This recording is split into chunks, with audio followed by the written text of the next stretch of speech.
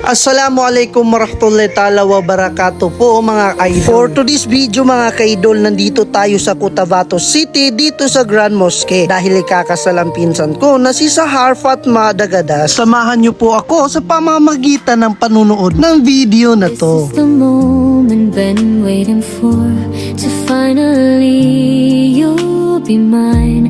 I'll promise to Allah. Dito na tayo mga kaidol, pupunta po kami sa Grand Mosque. Fast forward tayo mga kaidol, nandito na tayo sa ating pupuntahan. Alam nyo ba mga kaidol, ito yung Grand Mosque dito sa Cotabato City na marami pong pumupunta at namamasyal dahil sa ganda po ng kanilang mosque.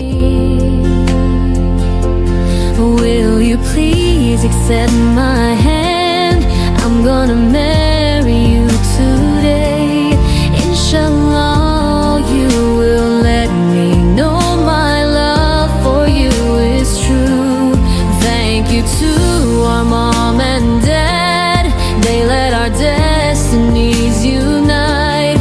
They make it easier for us to fulfill the promises we've made.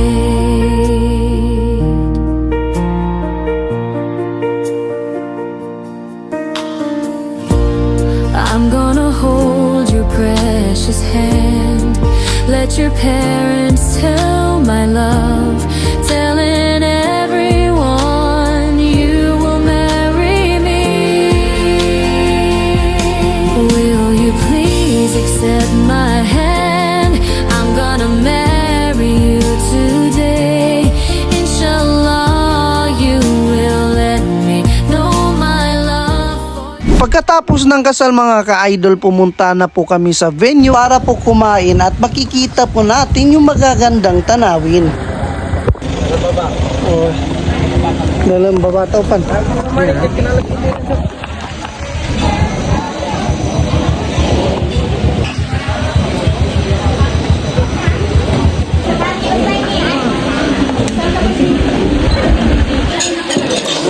Tangka Muhammad, papusog na Muhammad. Dito na part mga ka-idol, kainan na. At nais ko pong i-congrats ang pinsan ko na si Sahar Dagadas, kanyang asawa na si Walid Kader. Sana'y patnubayan kayo ni Allah, bigyan kayo ng magandang future para sa inyong magiging pamilya. This is the moment.